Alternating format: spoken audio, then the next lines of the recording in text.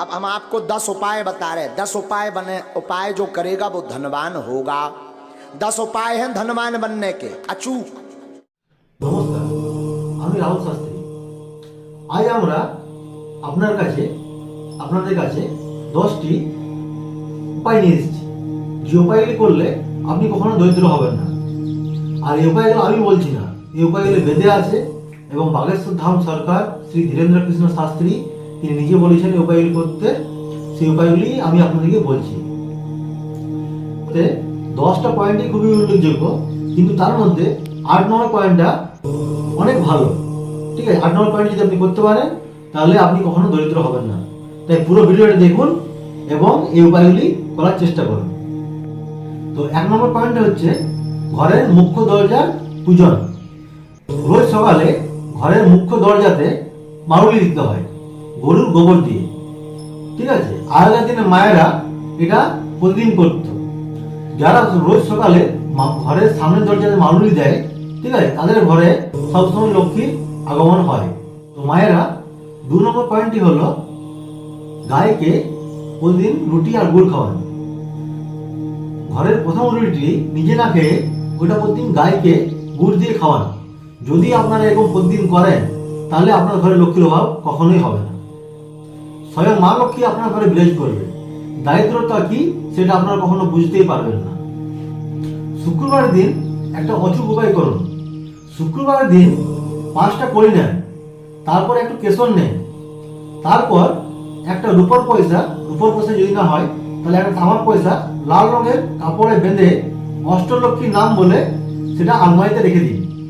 এরকম যদি আপনারা করেন তাহলে আপনাদের ঘরের আলমারি দিকে লক্ষ্মী কখনো যাবে না।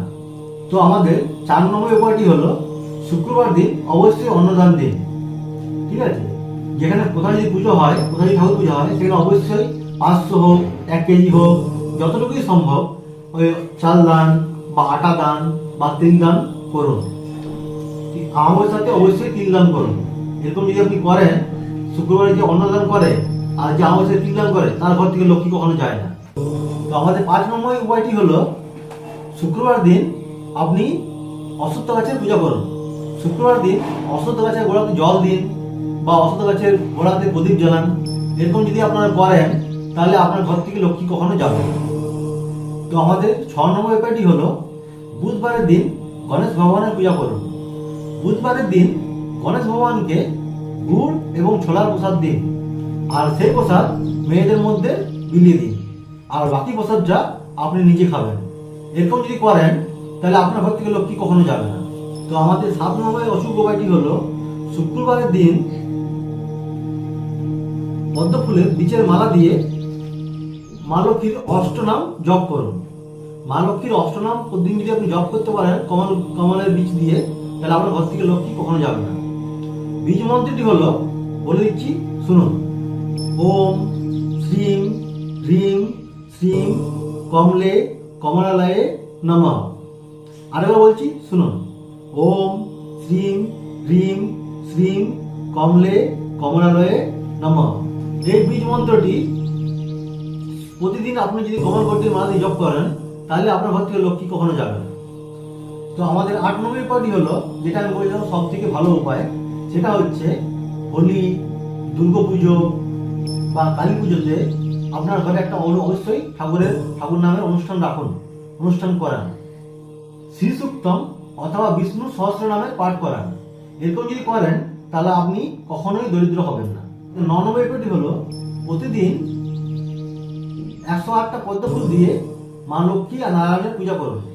প্রতিদিন যদি সম্ভব না হয় প্রতি শুক্রবার করুন, তাও যদি সম্ভব না হয় প্রতি অমাবস্যায় এটা করুন।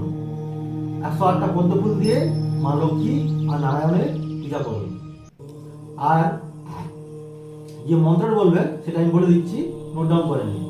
ওম শ্রীম ওম শ্রীম ওম শ্রীম এই বলে মা লক্ষ্মী পায়ে, নারায়ণের পায়ে আপনি পদ্ম ফুল দিয়ে পূজা করবেন, তাহলে আপনার ঘর থেকে লক্ষ্মী কখনোই যাবে না, আপনি কখনোই দরিদ্র হবেন না।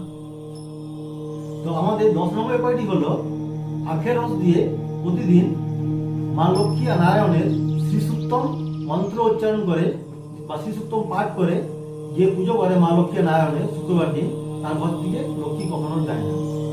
তো বন্ধুগণ, এই উপায়গুলি শুধু যে ধীরেন্দ্র কৃষ্ণ শাস্ত্রী বলেছেন সেটা নয়, এই উপায়গুলি বেদও আছে, এগুলো বেদের উপায়। এই উপায়গুলো করলে আপনার ঘর থেকে লক্ষ্মী কখনো যাবে না, আপনি চিরকাল ধনবান হবেন। তো এরকম আরো ভিডিও পেতে আমার চ্যানেলটাকে লাইক এন্ড সাবস্ক্রাইব করুন।